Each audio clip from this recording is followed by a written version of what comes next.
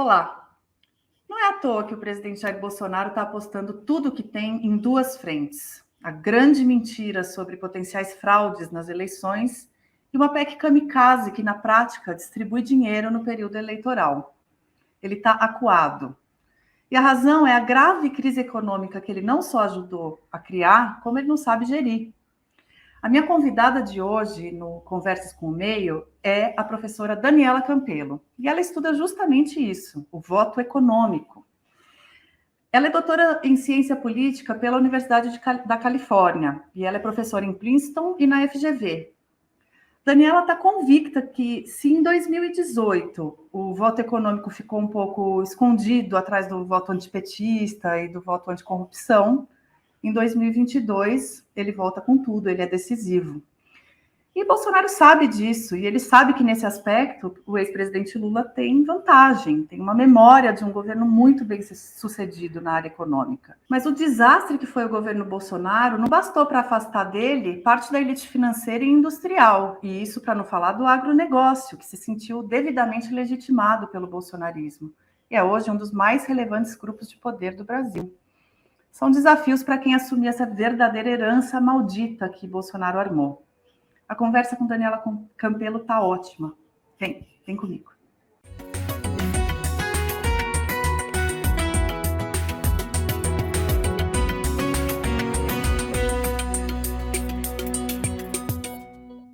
Professora Daniela Campelo, muito obrigada por aceitar o nosso convite para esse Conversas com o Meio.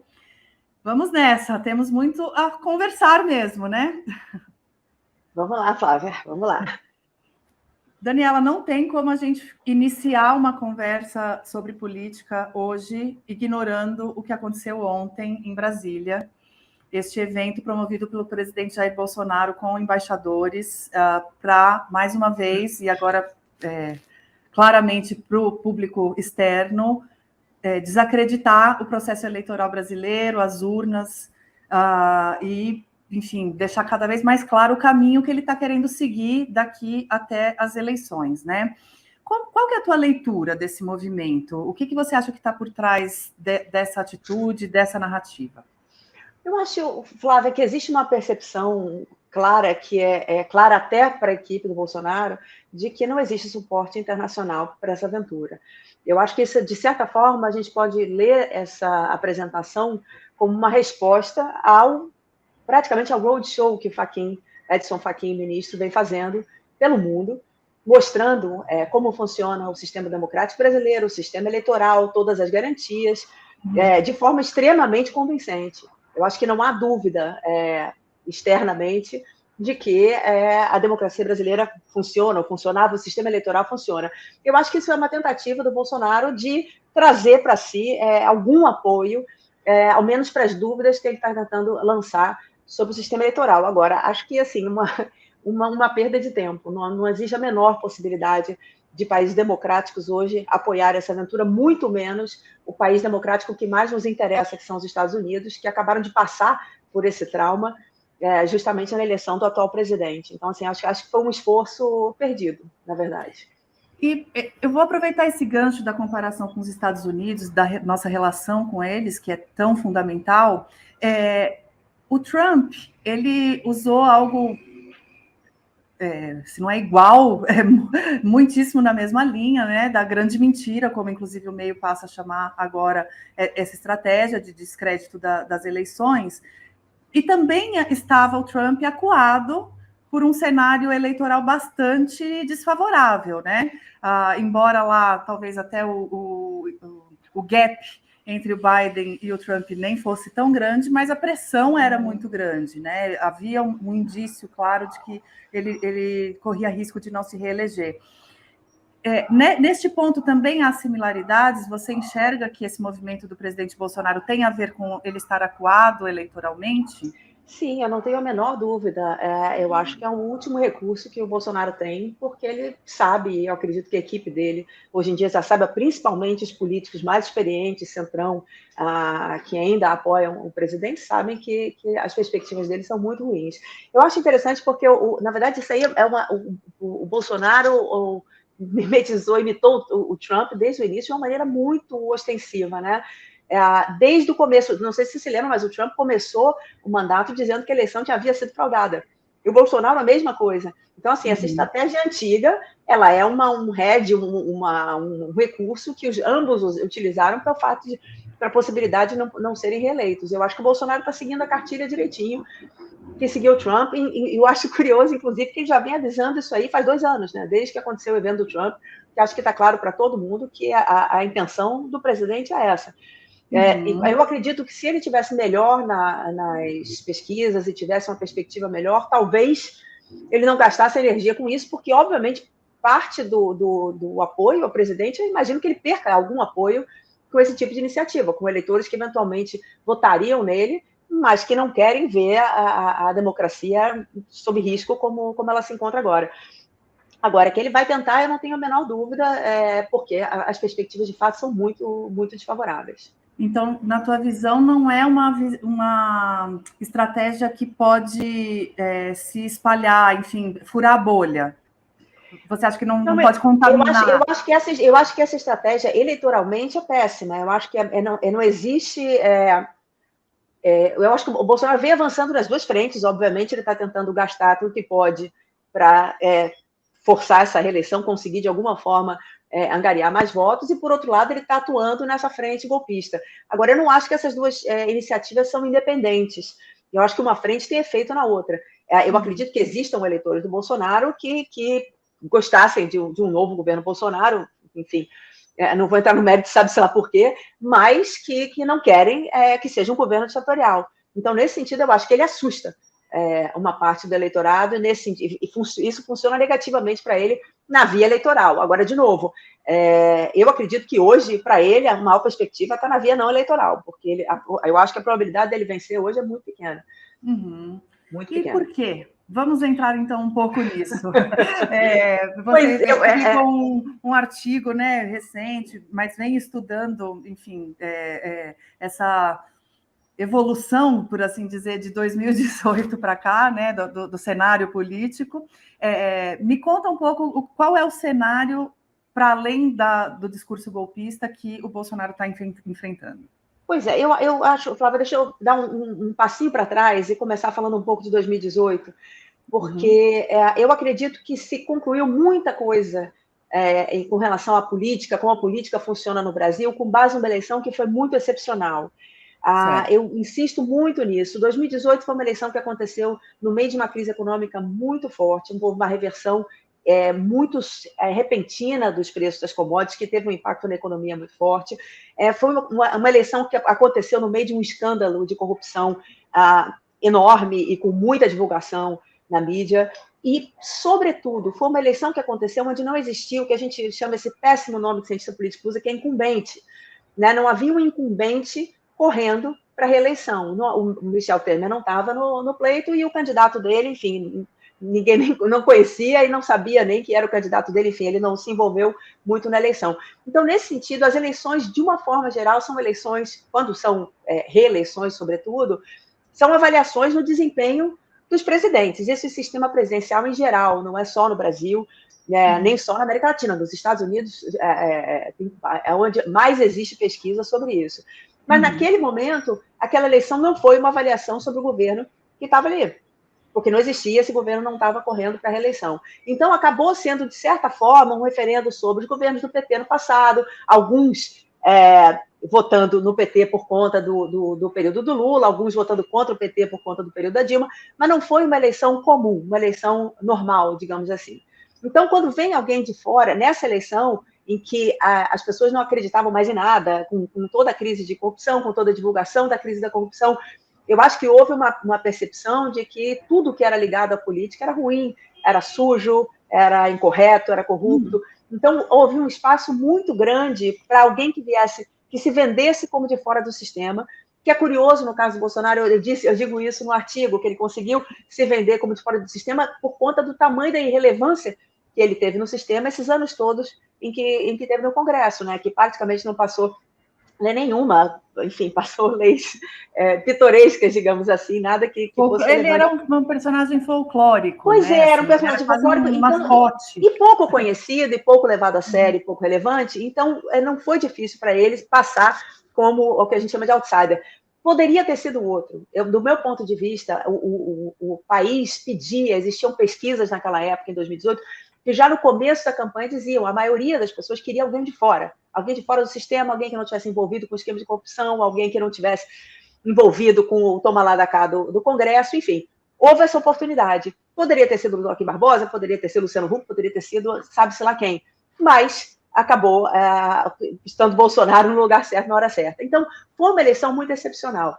As eleições, em geral, não são assim. Hoje, 4 anos depois, primeiro, é impossível o Bolsonaro se vender como de fora do sistema. Existe uma literatura super interessante de como os populistas, depois de anos no governo, ainda tentam se vender como de fora do sistema. Na Venezuela é interessante, o Chávez passou 10 anos se vendendo como de fora do sistema para os venezuelanos. É bastante curioso isso, a estratégia de comunicação dos populistas. E o Bolsonaro até tenta, mas é muito difícil conseguir alguma coisa desse tipo agora.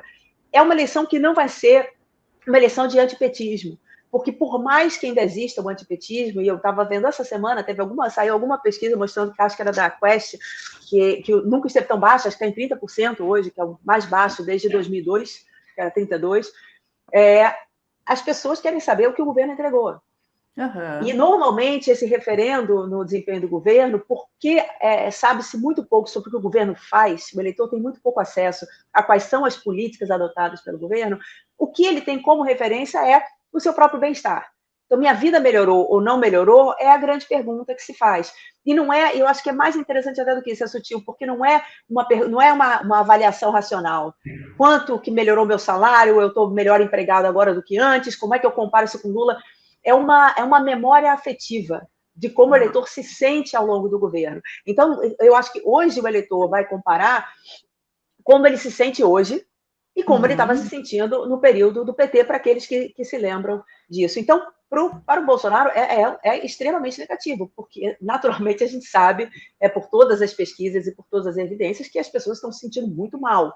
Elas estão se sentindo mal por conta de inflação, elas estão se sentindo mal por causa tudo que se passou nesse período da Covid, elas estão se sentindo mal porque não têm condições de materiais, como tinham alguns anos atrás. E disso o Bolsonaro não consegue escapar. Então, nesse sentido, não é nada surpreendente que ele tenha essa baixa popularidade que ele tem. E é importante ressaltar, nunca, nem a Dilma, que teve uma eleição difícil, tinha, se não me engano, 40% de aprovação um pouco antes da eleição. Bolsonaro tem 26%-30%.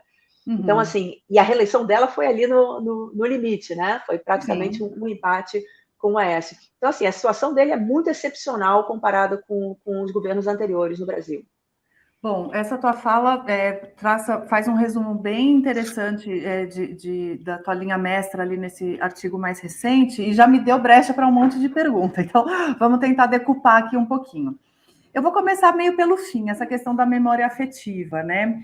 A gente sabe, até conversando com o professor Jairo Nicolau e outros cientistas políticos, eles vêm apontando como um dos grupos que estão aí abertos para disputa entre o ex-presidente Lula e o presidente Jair Bolsonaro, um desses grupos é o dos jovens.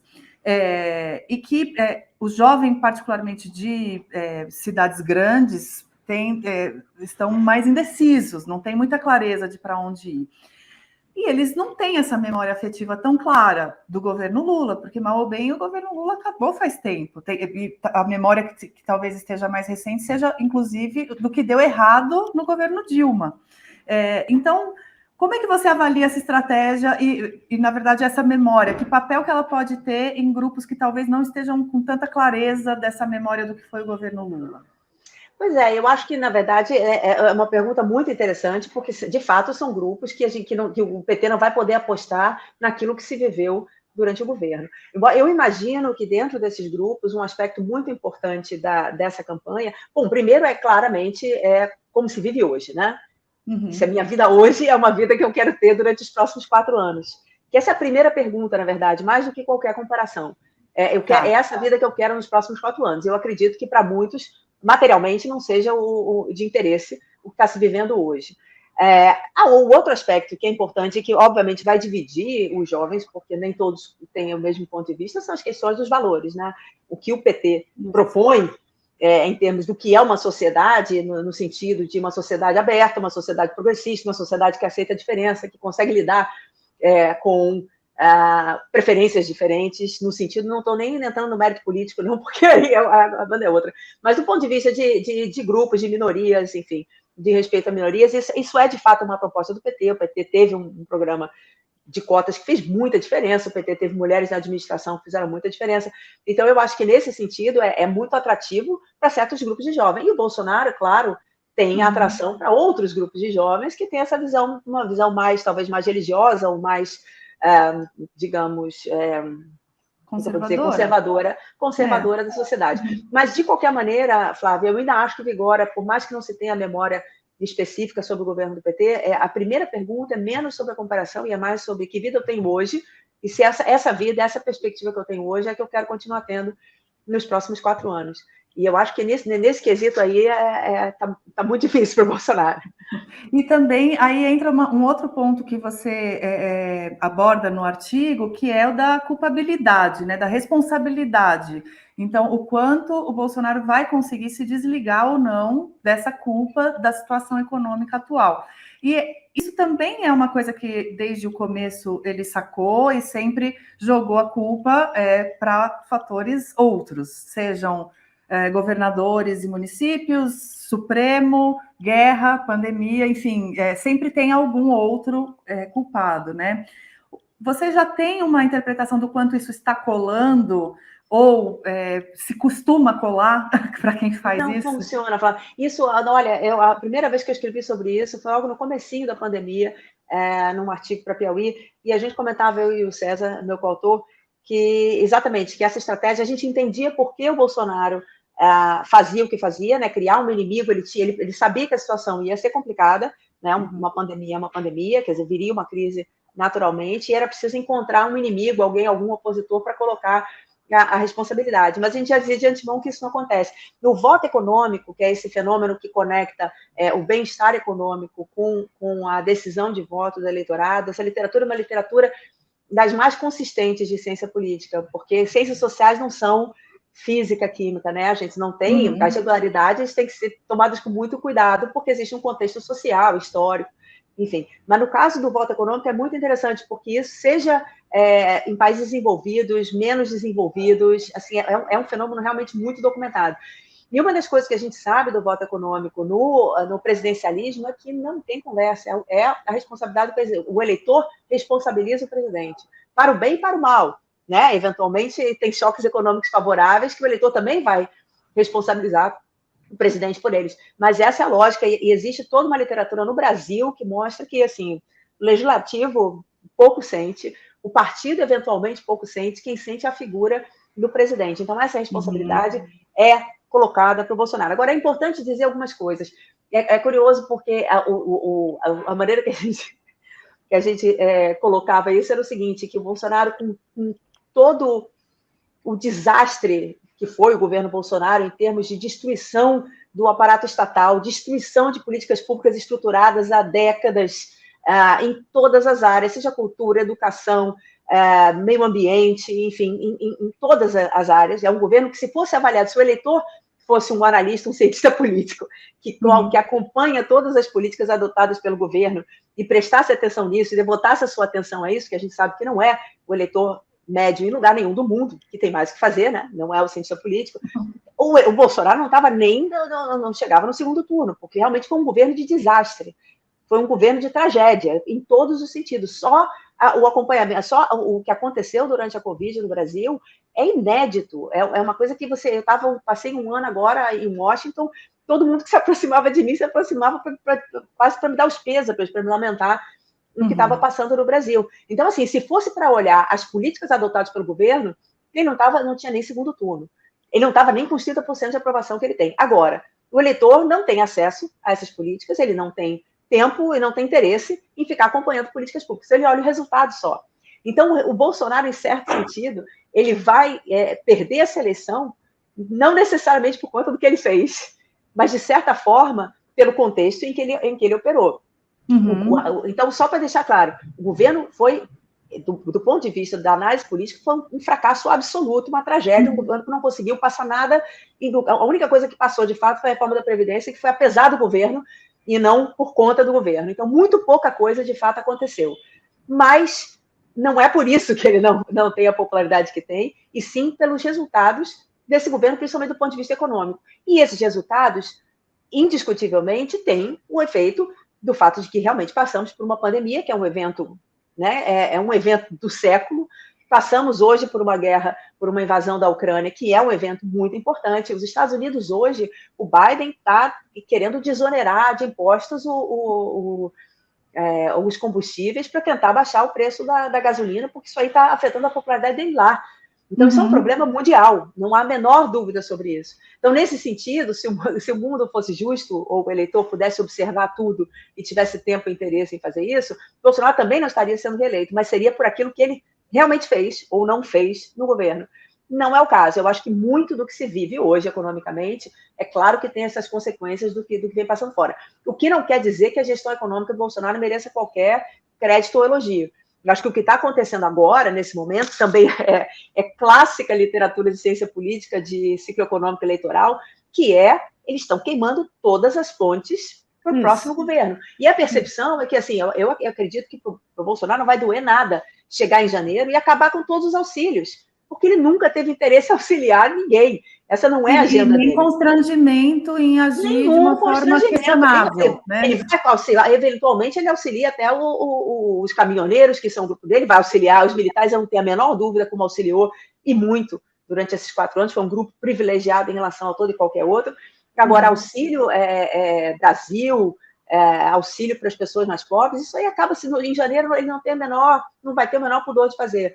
Então, assim, ele está queimando todas as pontes fiscais para o próximo governo. Já eu acho que o governo do PT vai ter muito mais dificuldade de desarmar essas pontes, porque, obviamente, tem uma agenda mais preocupada com o social e sabe que as pessoas vão sentir esse baque na virada do ano.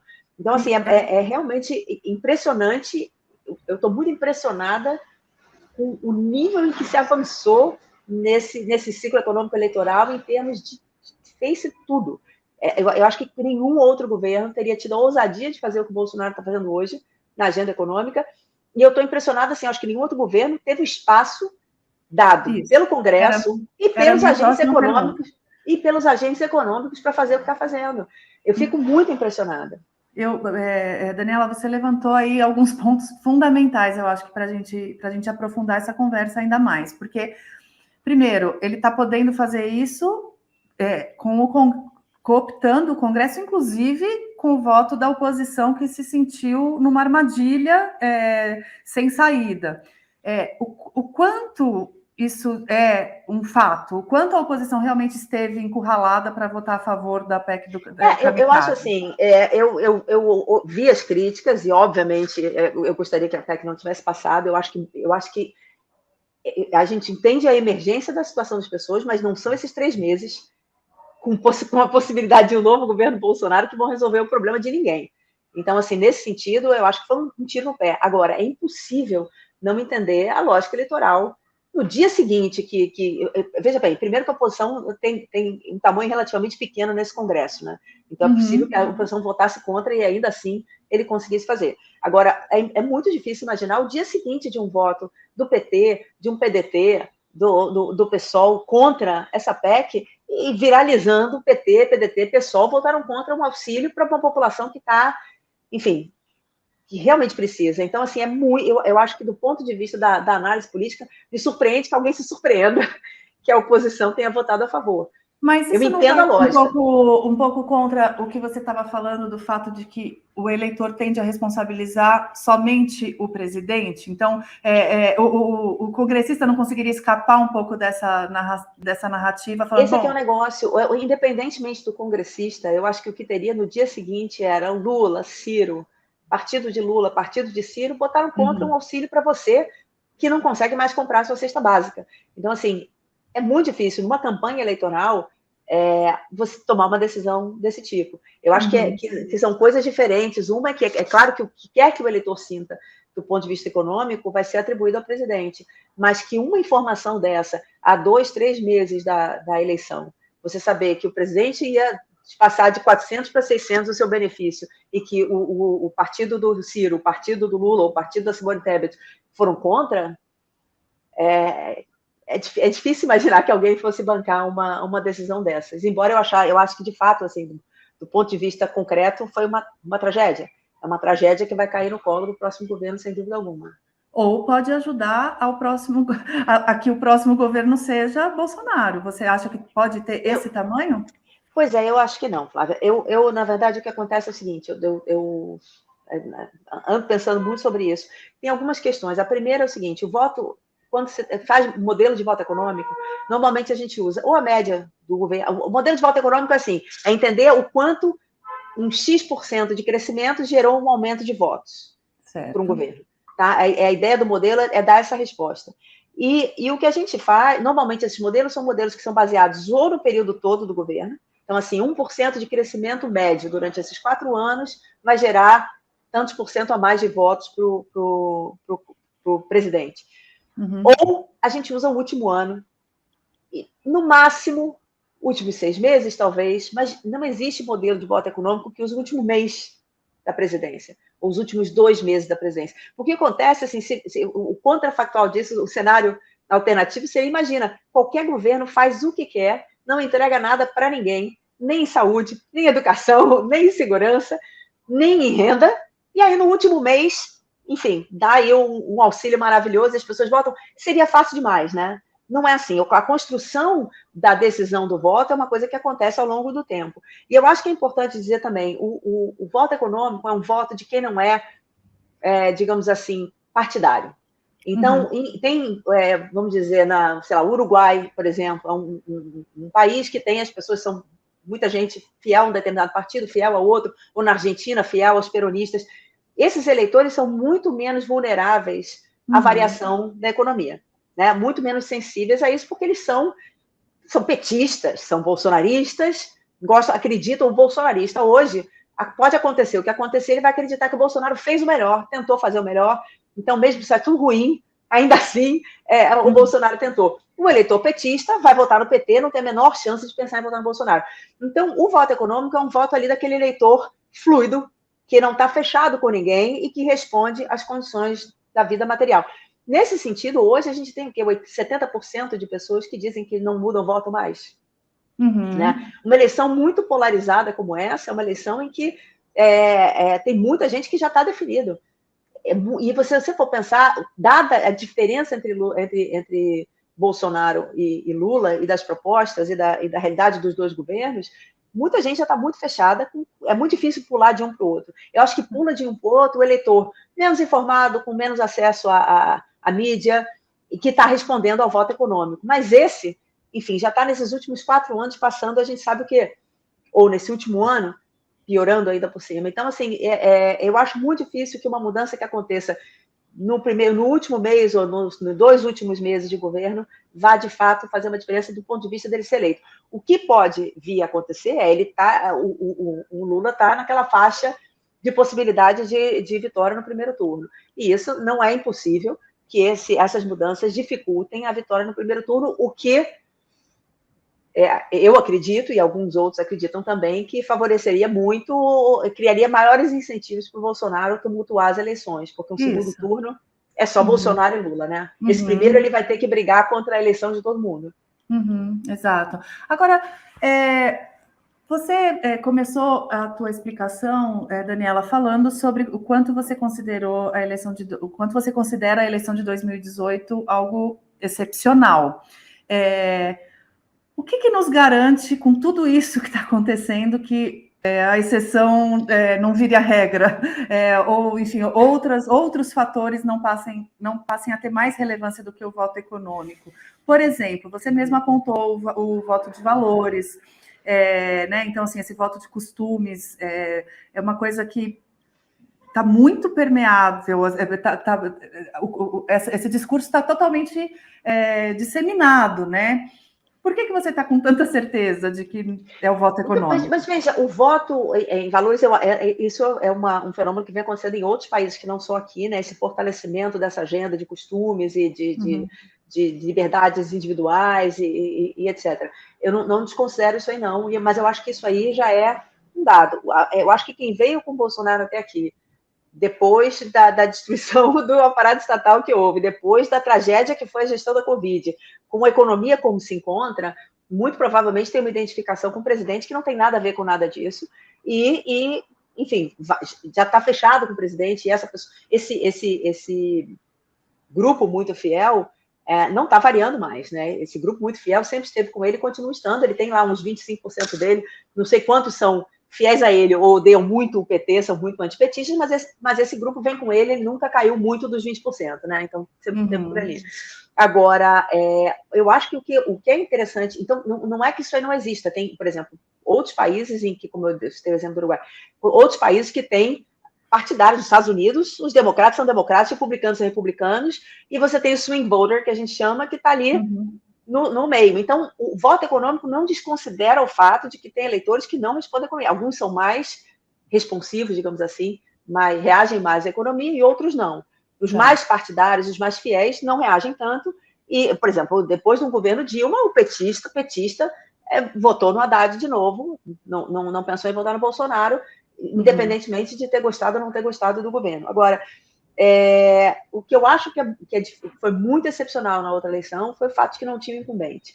Então, não foi uma discussão sobre o governo Temer, e talvez se o Temer tivesse corrido, ainda assim não fosse, porque foi muito pouco tempo, ele não foi eleito. Na linguagem leiga, o incumbente é o sucessor, né? Ou alguém tentando a reeleição, ou fazendo... Eu diria o seguinte, o voto a favor do incumbente pode ser a reeleição ou pode ser o voto no candidato do presidente, né? Quando não é possível a reeleição. Normalmente, o efeito da percepção, da avaliação do governo, como ele se traduz em votos, ele se traduz melhor em votos quando é reeleição.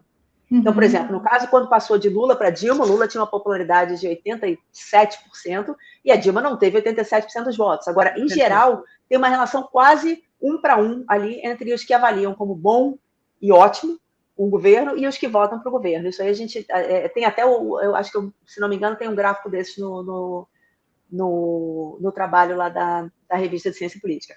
Então, nesse sentido, a tradução é melhor quando é reeleição, mas ela pode acontecer para um sucessor. No caso do Temer, não tinha nem o Temer, nem o sucessor. Ninguém conhecia o Henrique Meirelles.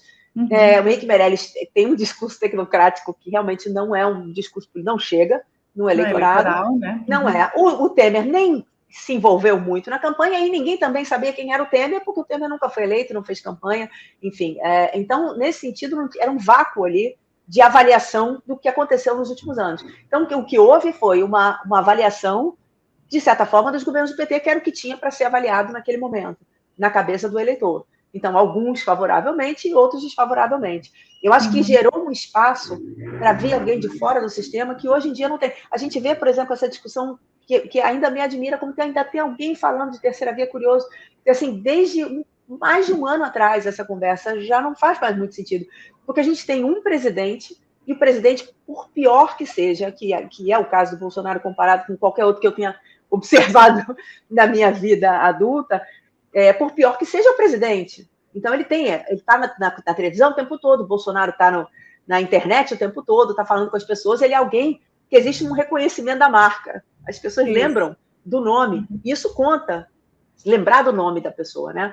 Então, assim, o presidente é o presidente, e o Lula é o Lula, porque, afinal, está aí desde que todo mundo existe, foi presidente durante 2 anos, foi preso, foi solto. Então, assim, exatamente, é um nome muito conhecido. Então, com esses 2 nomes desse tamanho, independentemente do que se pense de um e de outro, existe muito, muito pouco espaço para qualquer outra coisa, que era o contrário do que estava acontecendo em 2018. Existia um descrédito absoluto em relação ao que tinha passado com o PT, não existia nada vindo no lugar, então o espaço era para alguém que viesse de fora. Eu acho que isso aí, nesse sentido, 2018 de fato foi muito excepcional, e esse ano é sobre o que o Bolsonaro tem a entregar ou não tem.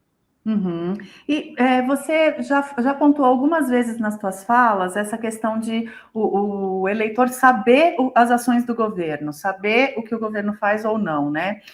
E Um fenômeno que eu acho que é inédito é a habilidade de comunicação da rede bolsonarista. Além do próprio Bolsonaro, ele tem uma rede que trabalha muito eficientemente a seu favor, né?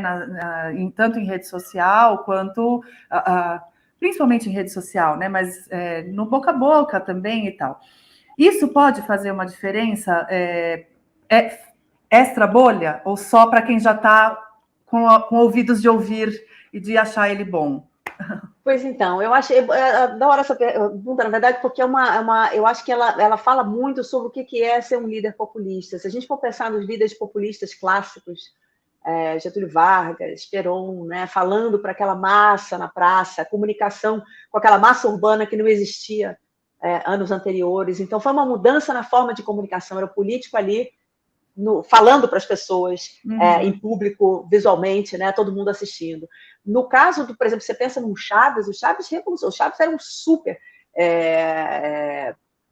habilidoso com redes sociais e ele criou o Alô Presidente, que era mais ou menos o que faz o Bolsonaro hoje com a internet, que era... Eu me lembro que eu fui fazer pesquisa de campo na Venezuela sobre o meu primeiro livro, e eu cheguei, cheguei primeiro dia, acho que era domingo, e aí tinha o Alô Presidente, e o Chaves falava o tempo que ele quisesse, não tinha outra programação, era só ele falando. Então ele, depois de alguns governos muito fechados nas suas salas e decidindo coisas muito distantes da população, o Chaves foi ali falar como um homem comum, um homem médio, ele demitia, eu brinco com os meus alunos, o Bolsonaro segue a cartilha igualzinha de comunicação, ele demitia ministro na televisão, ele chamava o ministro para prestar conta, dizer que não estava bom, mandava embora, dançava, cantava, fazia gracinha. Então, esse tipo de... Ele foi uma fera na comunicação televisiva. Rafael Correia, por exemplo, seguiu esse mesmo esquema do Chaves no Equador. Ele ia cada domingo, cada fim de semana, ele ia numa cidade diferente do país comunicar com as pessoas e tudo mais. Então, o populista e a comunicação são muito próximos, né? Muito importante a estratégia de comunicação do populista. E o Bolsonaro é a última onda, né? Que é a onda da rede social, do WhatsApp, que ele realmente, eu acho que assim, ele usa muito bem, e é curioso imaginar, porque, por exemplo, antes, entre Chaves e Rafael Correia, Lula, por exemplo, podia ter usado isso, falado toda semana na televisão, e não usava, né? Agora, para o Bolsonaro é muito importante. Agora, dito isso, existe um impacto muito forte nas redes dele. Eu tenho pesquisa em que eu fiz pergunta na época, no período da Covid, eu perguntava para as pessoas, pesquisa nacional, quantas pessoas tinham morrido de Covid, se esse número era alto, baixo ou médio, como é que o respondente avaliava, e qual era a qualidade da gestão do Bolsonaro na Covid. E o que a gente encontrava era que o eleitor do Bolsonaro acreditava que tinha morrido muito menos gente. Muito menos gente. E para o eleitor que sabia quantas pessoas tinham morrido, sabia a faixa, né? Porque a gente dava, sei lá, digamos, 200 a 400 mil para dar. O eleitor que sabia o número real achava que era pouco. E o eleitor que ainda que achasse muito, o eleitor de Bolsonaro achava que a gestão era boa, que aconteceu era da vida.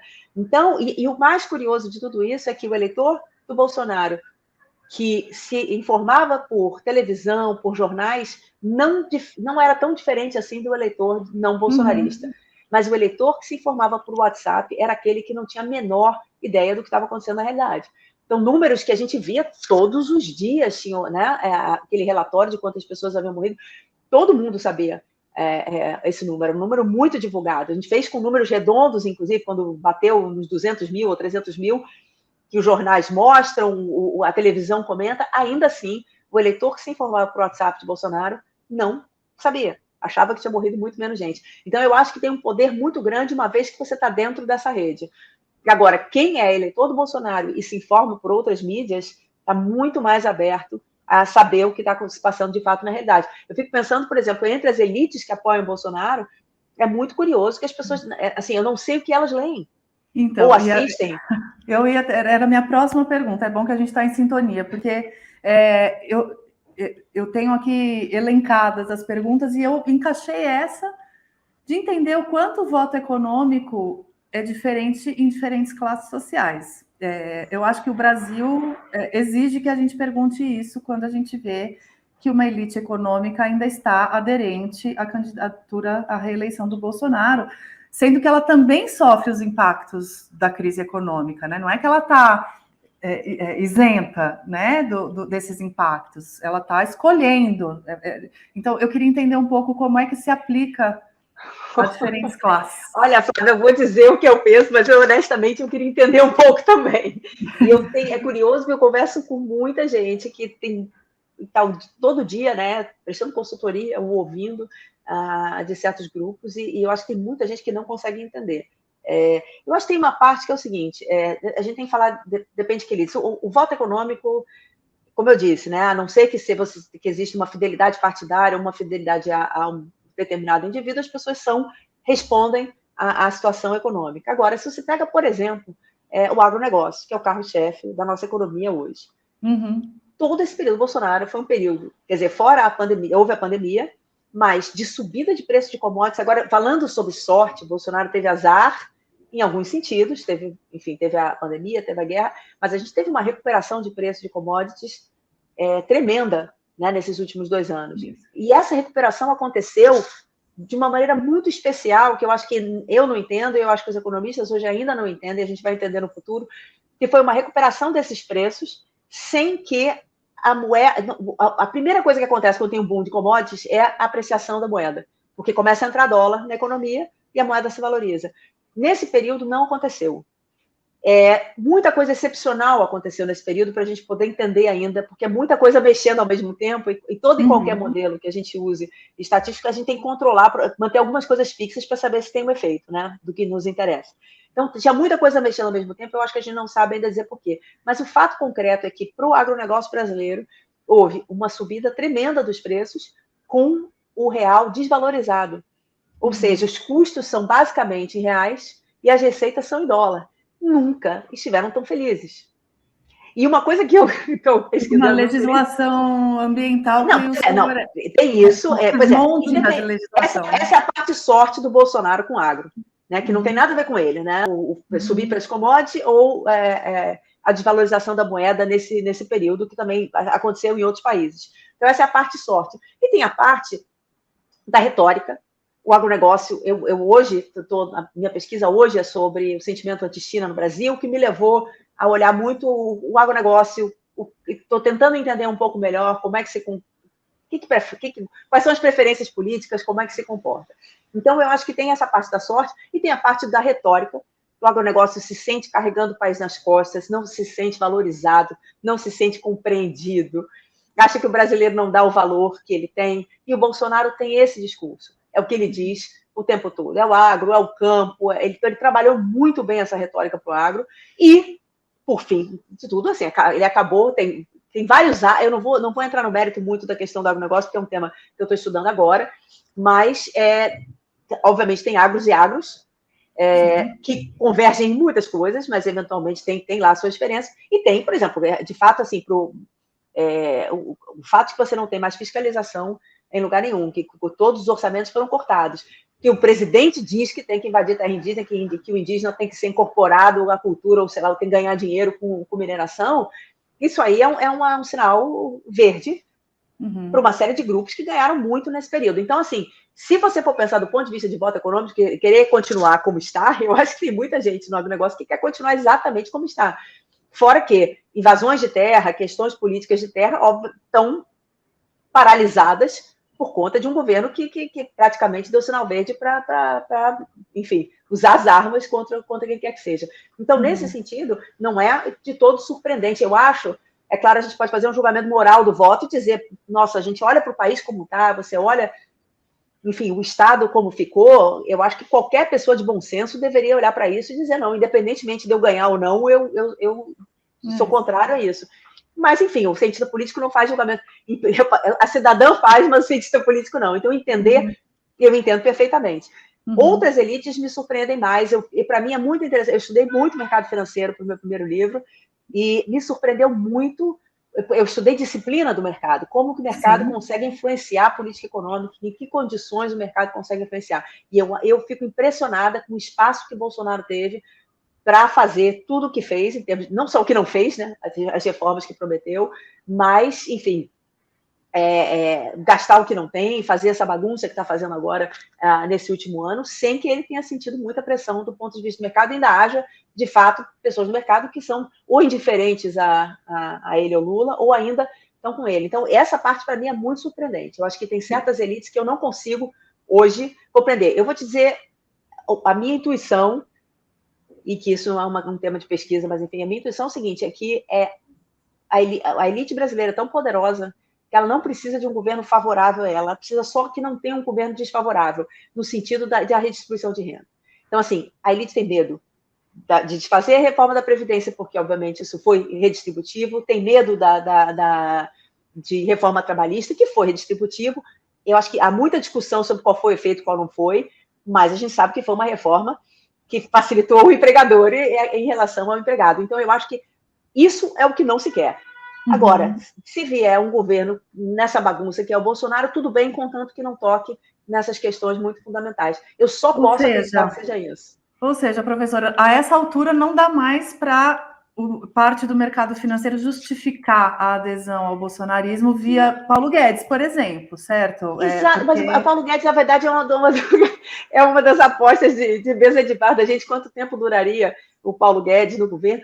Eu assumi que o Paulo Guedes era o Paulo Guedes da época que eu trabalhava no Pactual, ou com vários outros agentes do mercado, que a hora que começasse esse governo francamente populista e gastador do que não tem, não liberal, que o Paulo Guedes fosse sair. De fato, o Paulo Guedes, hoje a gente explica que tem a casquinha só do Paulo Guedes ali, enfeitando em reunião ministerial, mas não tem mais nenhum Paulo Guedes no sentido daquilo que a gente sabia que era a agenda do Paulo Guedes, pelo menos em tese, e eu acredito que fosse. O cara formou em Chicago, era investment banker, é claro que essa era a agenda dele. E ele aceitou. É curioso, porque aconteceu isso muito com o Bolsonaro, né? Ele tem essa capacidade de quem chega perto se bolsonariza. Ele não parece se influenciar muito pelos outros, mas os outros se bolsonarizam de alguma forma. Mas eu acho assim, eu fico muito impressionada mesmo. Eu acho que todo mundo sabe dos esquemas de corrupção, todo mundo acompanhou. Então, assim, dizer não é corrupção, eu acho difícil. Dizer que é o fiscal é muito difícil. O governo, do ponto de vista de desmantelamento do Estado, isso é muito importante dizer, porque eu acho que tem, eventualmente, ainda há, mesmo quem na ciência política diga que, veja bem, não houve destruição, isso aí é uma questão de preferência de governo de direita ou governo de esquerda. O que aconteceu foi que muitas das instituições do Estado não cumprem mais o seu papel legal, porque elas foram desmanteladas pelo governo, a IBAMA, a FUNAI e várias outras.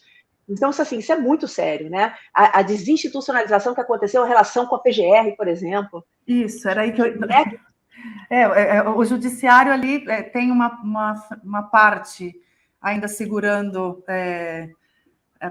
como última fronteira ali, né? Então, o Supremo, o TSE, buscando ainda manter algum nível de instituições que estão funcionando, né, no Brasil, mas há outros agentes de justiça que estão completamente enfraquecidos. Né? Pois é, muito. E todo aí o aparelhamento de Polícia Federal, e o leilão que se fez da vaga para o Supremo, deliberado, do presidente falando que enfim, e os candidatos tentando fazer o possível para liberar o presidente para poder ganhar uma vaga.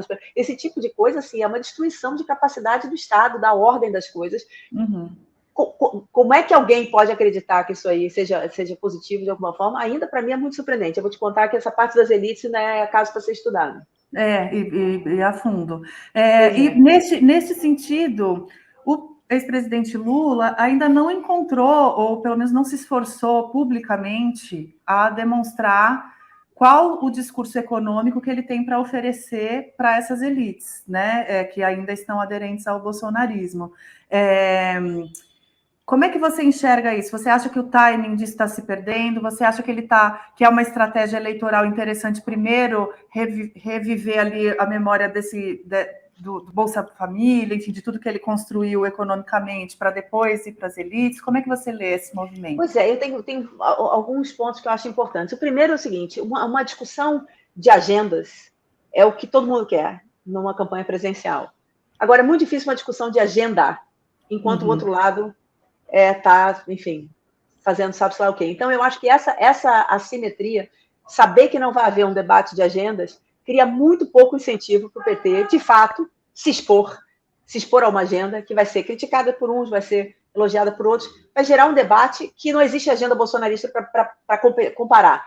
Eu acho que, nesse sentido, o incentivo do PT é muito pequeno fazer isso. O segundo naturalmente, Lula tem todas as razões para trabalhar simplesmente com a memória, não precisa dizer nada, ele só precisa dizer, olha como é que foi naquela época, olha como é que era a vida, independentemente do quanto isso foi o que o PT fez, o quanto foi um cenário muito favorável, tem uma série de fatores ali no meio.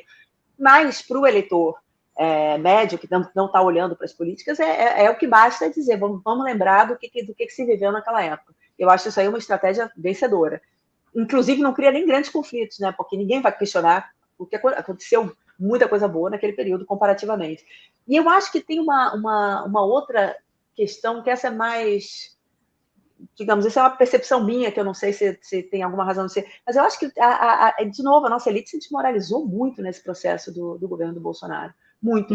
Porque já não ficou claro, mas não é, como eu disse, não é o fiscal, não é corrupção, não é o que então? Então, se é só o antipetismo, exatamente, se é só o antipetismo, então por que o PT se daria o trabalho hoje de tentar convencer alguém de que tem uma agenda melhor, depois de tudo isso que foi feito durante o governo Bolsonaro, e ainda assim ainda existe esse apoio. Então, eu acho que houve uma certa desmoralização também, né, desses grupos, em termos de serem de fato levados a sério, porque é claro que o mercado tem poder, é claro que as elites têm um poder sobre o governo de influenciar a política econômica, mas na medida em que se percebe que qualquer coisa pode acontecer e eles continuam no mesmo lugar, né, apoiando o mesmo presidente, então, assim, eles não reagem a nada, não tem porquê ir lá contar para eles o que eu vou fazer. Eu acho que, nesse sentido, isso passou também. E, por fim, tem a questão do financiamento de campanha, né, que hoje em dia não é mais um financiamento por empresas, que, por mais que exista o financiamento individual, executivos podem fazer, não é exatamente a mesma coisa.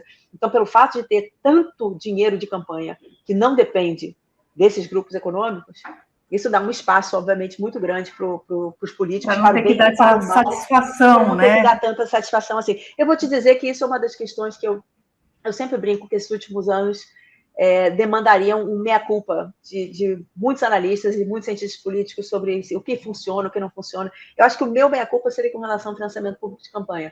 Eu não sei se a ideia é voltar ao privado deliberadamente, eu acho que não, mas eu acho que a gente tem que repensar esse sistema, porque essa autonomia que o Congresso, sobretudo, adquiriu com esses fundos gigantescos de campanha, assim, isso existia na literatura esse cenário, né, da ideia de que os políticos viram uma casta que não se comunica com mais ninguém, não tem que responder nada para ninguém, porque, afinal, não precisam de ninguém, precisam só do voto para serem eleitos, não precisam de nenhum grupo. Mas eu acho que, assim, da maneira como foi feita no Brasil, eu acho que o que se criou foi isso. A gente criou um monstro que vive de fundos públicos, se alimenta deles e que não quer dar satisfação para mais ninguém. Isso é um negócio, assim, realmente preocupante. E nesse raciocínio, Daniela, você aponta também no teu artigo que o quanto o legislativo é menos afetado pelo voto econômico no sentido dessa associação direta do eleitor, né? A culpa é do Congresso ou não. Mas talvez o efeito positivo, entre aspas, do voto econômico seja hoje bem sentido pelo Congresso nesse aspecto, por exemplo, de um parlamentar usar o seu orçamento, as emendas e etc., para conquistar quase sem intermediários esse voto. É esse o efeito? Mas esse que é o ponto interessante, porque eu acho que o legislativo, Lira e enfim, tudo que o cerca, eles estão atuando de uma maneira muito... O que interessa para o legislador tem que entregar obras e, enfim, ações que as pessoas percebam. Então, o que está se fazendo com esse orçamento secreto é basicamente isso. Estão entregando para o que a gente chama dos brokers, né, para os políticos que apoiam a reeleição, estão distribuindo dinheiro para todo mundo. Então, nesse sentido, para eles, é extremamente favorável o fato de ter muito dinheiro e esse dinheiro não ter ninguém saber qual é a destinação. Então, por exemplo, você compra prefeitos, você compra atores políticos que vão defender a sua candidatura com esse dinheiro que está jorrando por aí. Para o legislativo, é só o que se quer, porque o resultado final disso aí, eu acho que esse é um ponto importante de colocar.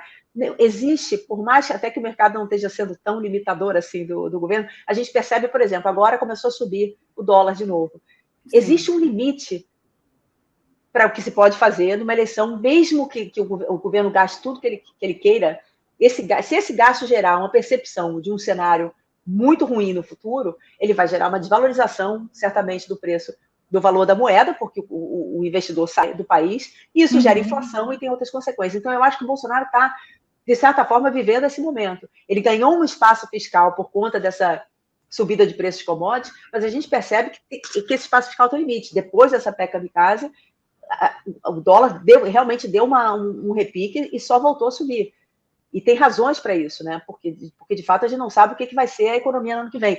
Então, assim, essa estratégia é vencedora para o legislador, porque o legislador não quer saber, ele não vai ser reeleito ou não, porque tem inflação ou não tem inflação. Não é esse o ponto. Ele tem que entregar para a população daquela região que vota nele, seja para os políticos que vão fazer a sua campanha, seja para as pessoas, seja questões visíveis, mesmo que não sejam as melhores ações, mas aquelas que aparecem em época eleitoral. Isso aí é a dinâmica do legislativo. Se tem inflação ou não tem inflação, não tem nada a ver com o legislador. Agora, para o presidente, o que o presidente fez abrindo essas portas aí da PEC kamikaze é gerar mais crise econômica, que muito provavelmente vai gerar mais inflação e que vai ser, de certa forma, ele está entregando com uma mão e tirando com a outra. Então, do ponto de vista do presidente, eu já acho que isso aí não faz o mesmo sentido do que para o legislador. Porque para o presidente, se sobe a inflação, ele sofre, o legislador não. Eu tenho mais duas perguntas. Uma é sobre... a gente falou um pouco da fidelidade aos partidos, da fidelidade, né? Então, se o eleitor tem uma fidelidade estabelecida, clara, o voto econômico acaba tendo menos influência no peso final ali. Existe também essa fidelidade a programas sociais em vez de um partido? Então, vamos supor, o eleitor consegue identificar o que é Bolsa Família e o que é Auxílio Brasil e associar aos seus criadores, entre aspas, ou não, ou é mesmo a figura do presidente, independente do programa? Eu acredito que sim, tem muita evidência de que, por exemplo, o Bolsa Família foi um programa super, hiper estudado na ciência política, de todos os pontos de vista, qualitativo, quantitativo, comparativo, tudo o que você queira. E existe, de fato, um efeito eleitoral de quem recebe o Bolsa Família. Que foi um efeito, por exemplo, existe um efeito eleitoral de quem recebeu o aumento de salário mínimo, tem uma série de ações do governo que ficam marcadas para aquele governo. Então, sem dúvida, o Bolsa Família de fato, é um nome que remete a Lula, eventualmente a Dilma, mas principalmente a Lula, como Auxílio Brasil. Eu acredito, enfim, é difícil dizer isso agora, porque, obviamente, muita gente sabe que uma coisa se transformou em outra, mas hoje o fato de que aumentou, que são R$600, isso faz diferença para o eleitor que não está se informando e que está só sentindo a economia. Então, nesse sentido, eu posso imaginar que sugere alguma gratidão ao Bolsonaro, independentemente do programa ser o mesmo e ter só mudar de nome, mas, assim, de alguma maneira ele consegue ter algum ganho, eu não tenho a menor dúvida com relação a isso. Eu acho que está ali. Agora, uma coisa que eu queria falar só, que eu acho que é um ponto interessante. Se duvidar a tua próxima pergunta, porque a gente estava muito... Nós estamos... o que fica depois do Bolsonaro, depois do fim desse governo? Era a próxima. Parece mentira, mas não é. O que sobra? E isso também é uma divergência razoável que tem entre cientistas políticos, e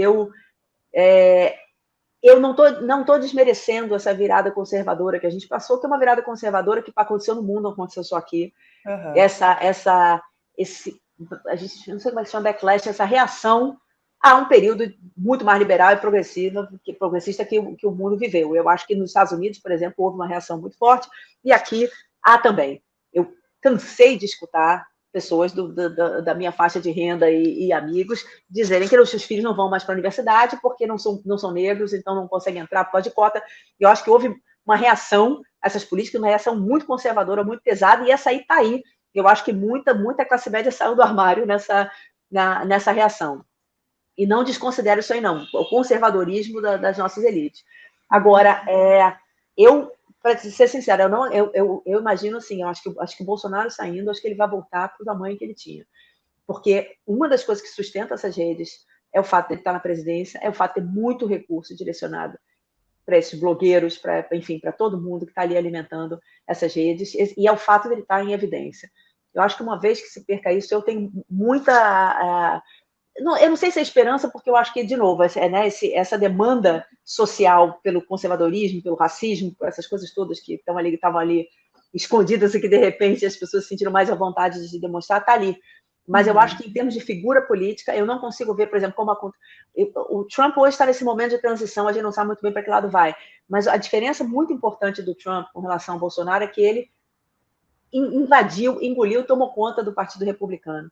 E o eleitorado o Partido Republicano é um dos 2 únicos partidos nos Estados Unidos. É uma grande coisa. Bolsonaro, se você for pensar, esse pessoal que está aí com ele do Centrão, no dia seguinte que o Lula ganhar, e se de fato a gente não tiver piores iniciativas e um golpe, coisa parecida, se tiver de fato um governo Lula, no dia seguinte não tem a menor dúvida de que vai estar todo mundo compondo com o novo governo. Então, acho que a ideia de que vai ter assim, uma oposição radical ao governo, eu acho muito difícil, porque não existe, é muito pouca ideologia que tem ali. Muito pouca ideologia. Mas você não acha que esse aparelhamento e essa infiltração nas instituições, ela é perigosa nesse sentido? Não, eu acho que tem algumas questões muito importantes. A primeira é dos militares, que assim, a gente está numa outra realidade do que estivemos alguns anos atrás, e essa vai ser uma questão que o PT vai ter que lidar, se for de fato eleito e for de fato governar, porque, assim, realmente, assim, a gente tirou o gênio da garrafa e agora vai ter que colocar para dentro da garrafa de novo. Então, eu acho que essa é uma questão muito importante, que eu acho que não está ligada necessariamente ao Bolsonaro, mas, até porque a volta não foi com o Bolsonaro, né? Temer foi na verdade, o que convidou para dentro de casa de novo, mas eu acho assim, que essa é uma questão muito importante para se lidar. E eu acho que tem uma outra questão muito interessante, que é o que eu estou estudando agora, que é a frente parlamentar do agro, que é uma frente muito forte, muito institucionalizada, com uma agenda muito clara e que tem um poder muito grande no Congresso. Bom para ela, mas não necessariamente bom para a oposição dela. Então, isso aí, eu acho que hoje em dia, essa frente é um poder atuando no legislativo que só tende a aumentar agora, então, com essas eleições, mais ainda, porque são os legisladores que estão apoiando o Bolsonaro e recebendo as benesses do governo, e que tem uma agenda clara e que é uma agenda que, enfim, toda e qualquer oposição a essa agenda vai encontrar muito mais dificuldades do que encontrava antes, incluindo a oposição que vem da área do meio ambiente e de questionar tudo isso que aconteceu nesses 4 anos em termos de destruição de Amazônia, enfim.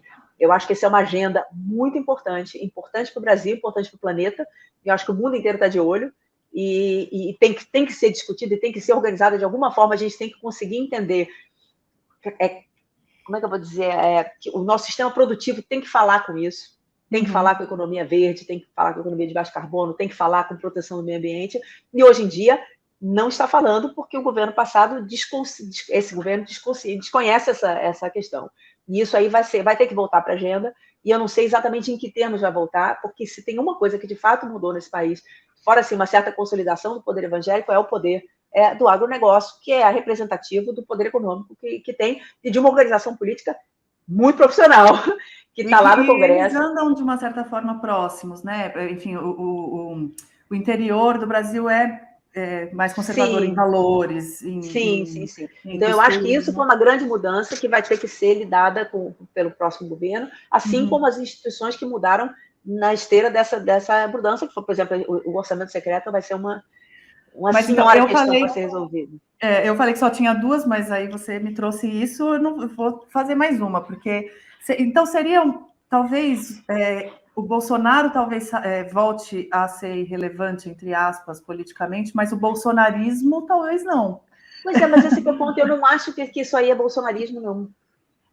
Eu acho que são várias frentes diferentes, que não... Por exemplo, a gente tem, enfim, o conservadorismo das nossas elites, da ideia do Estado... É engraçado, porque são elites que vivem de perdão de dívida do Estado, vivem de subsídios do Estado, mas são a favor do Estado mínimo para alguém que não são elas, né? Então, assim, isso aí existia antes do Bolsonaro e continua existindo. Eu acho que hoje em dia a organização no Congresso do agronegócio passou a ser muito mais forte, vai ser um poder importante com que o governo mais à esquerda vai ter que lidar. A questão dos evangélicos, agora de novo, os evangélicos, essa é uma aposta que eu já venho fazendo faz tempo com colegas. E a gente vê que já não é a mesma coisa que aconteceu em 2018. Isso é um ponto importante para notar. O voto econômico, o voto contra o PT em 2018, por conta da crise econômica, da Dilma, o voto econômico, ele estava alinhado com um voto conservador, evangélico, enfim, contra aborto, contra, enfim, preconceito de toda sorte. Então, é difícil, em 2018, dizer o que foi o quê. Quem foi o evangélico que votou no Bolsonaro porque Bolsonaro virou um ídolo evangélico, ou porque o pastor disse que era para votar, ou porque Bolsonaro defende seus valores, ou foi o evangélico que votou no Bolsonaro porque a economia estava péssima e ele acreditava que a culpa era da Dilma. Entendi. Os dois estavam ali juntos em 2018. Agora, em 2022, o voto econômico é contra o Bolsonaro, o voto conservador é a favor do Bolsonaro. Então, em certa medida, a gente vai ter uma noção de em que grupos evangélicos o que prevalece.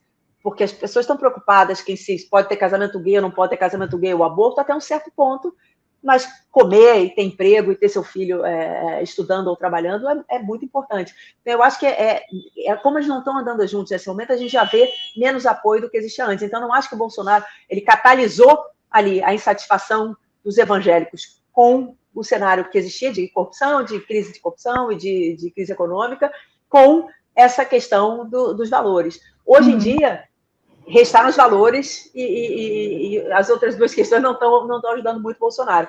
Então, eu acho que tem vários elementos do que se chamou bolsonarismo, que são grupos diferentes, que querem coisas diferentes. O que tem a ver as nossas elites econômicas com, por exemplo, o voto conservador de anti-gay ou anti-aborto? Assim, muitas dessas elites são extremamente progressistas do ponto de vista, né, de costumes. E eu acho que foi uma junção de muita gente ali que não necessariamente queria a mesma coisa. Cara, o que quer o Centrão? O Centrão quer mais gasto, o Centrão não quer saber. Essas elites, em tese, querem um Estado menor, querem responsabilidade fiscal. Então, eles se juntaram ali naquele momento de contra tudo e contra todos, mas eu acredito que vão seguir caminhos razoavelmente diferentes a partir dali. Então, nesse sentido, eu não acho que fica um bolsonarismo, não. Eu acho que tem vários elementos do bolsonarismo que vão continuar existindo, mas não necessariamente como um grupo. Alguma coisa é consistente. Entendi. Bom, professora Daniela Campelo, quero agradecer o nosso produtor do meio, Olavo Davi, que me ajudou a preparar aqui a entrevista, e te agradecer demais por ter topado bater esse papo com a gente, foi super esclarecedor, e quero muito contar com você em outras oportunidades. Um enorme prazer, Flávia, é tão bom ter uma conversa inteligente, perguntas boas, e que a gente consegue se expressar e falar o que pensa. Muito legal, adorei. Ótimo, faremos outras. Muito obrigada. Um grande abraço. Tá bom. Outro.